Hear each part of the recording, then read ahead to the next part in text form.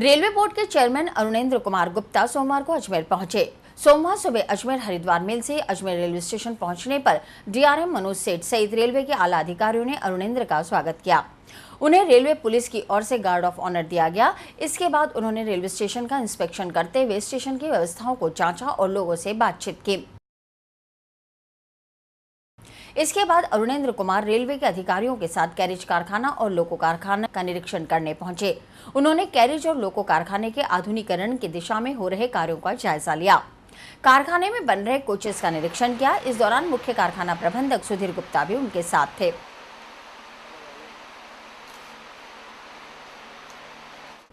इस बीच यूपीआरएमएस लोको कारखाना अध्यक्ष प्रदीप सिंह ने कर्मचारियों को इंसेंटिव देने की मांग के साथ उन्हें पत्र सौंपा। वहीं एनडब्ल्यूआरयू ने रेल कर्मचारियों की विभिन्न समस्याओं के निराकरण की मांग का ज्ञापन सौंपकर सकारात्मक निवारण की मांग की।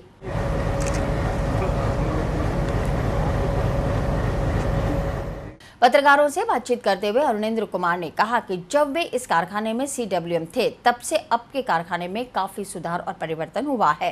रेलवे में कर्मचारियों की कमी के सवाल पर उन्होंने कहा कि फिलहाल 1.25 लाख कर्मचारियों की भर्ती की जा रही है।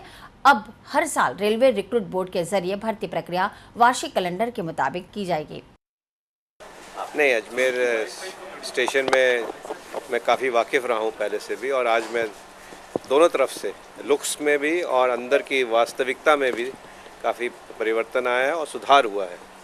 एस्केलेटर्स देख लीजिए या टॉयलेट्स जो तकलीफ़ की जगह होती हैं, चाहे जनरल वेटिंग क्लास की हो या स्लीपर क्लास का हो या एसी पैसेंजर्स के लिए हो, स्टेशन प्लेटफॉर्म की क्लीननेस हो, सभी में यहाँ के अधिकारियों ने, कर्मचारियों ने मिलकर मेहनत की है और सफाई रखने का पूरा प्रयास किया है। अब कितने सफल हो पाते हैं वो कभी कभी गड़बड़ा जाती है बात, अगर नालियाँ भर जाती हैं, सफाई नहीं हो पाती, तो ये तो एक सराहनीय कदम है।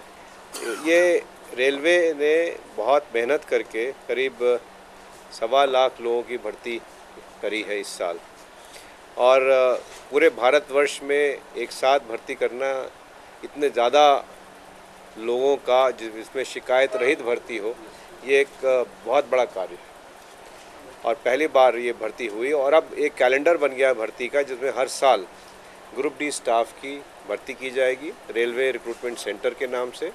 जिस तरह से रेलवे भर्ती बोर्ड भर्ती करता है अलग अलग कैटेगरीज़ की, तो ये जो कमी थी वो अब काफ़ी हद तक ख़त्म हो रही है, अगर कहा जाए तो, क्योंकि लोग अब आने शुरू हो गए हैं।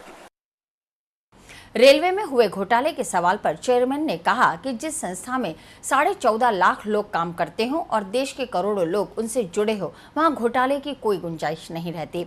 अजमेर रेलवे अस्पताल के बिगड़ते हालातों पर उनका कहना था कि हम हर साल 200 डॉक्टर्स मांगते हैं और 15 डॉक्टर्स मिलते हैं। प्राइवेट सेक्टर में ज्यादा मानदेय मिलने के कारण सरकारी अस्पतालों में डॉक्टर्स की कमी रहती है। इसके अलावा उन्होंने प्लेटफॉर्म नंबर 3 और 4 पर यात्रियों के लिए टॉयलेट्स और अन्य मूलभूत सुविधाएं जल्द से जल्द शुरू कराने का आश्वासन दिया।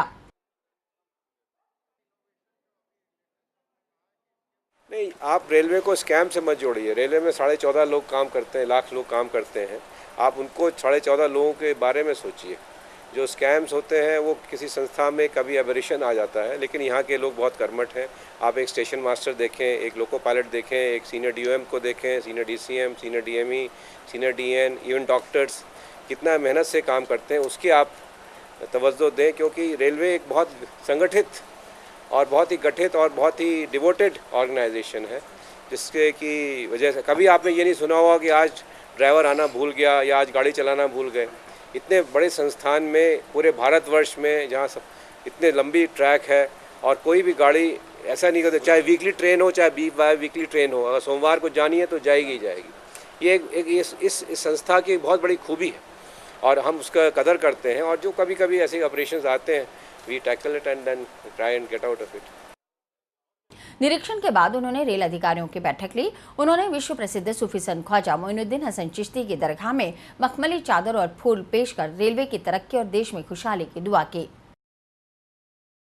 गौरतलब है कि चेयरमैन बने अरुणेंद्र कुमार अजमेर में लोको के मुख्य कारखाना प्रबंधक और मंडल रेल प्रबंधक कार्यालय में एडीआरएम के पद पर रह चुके हैं।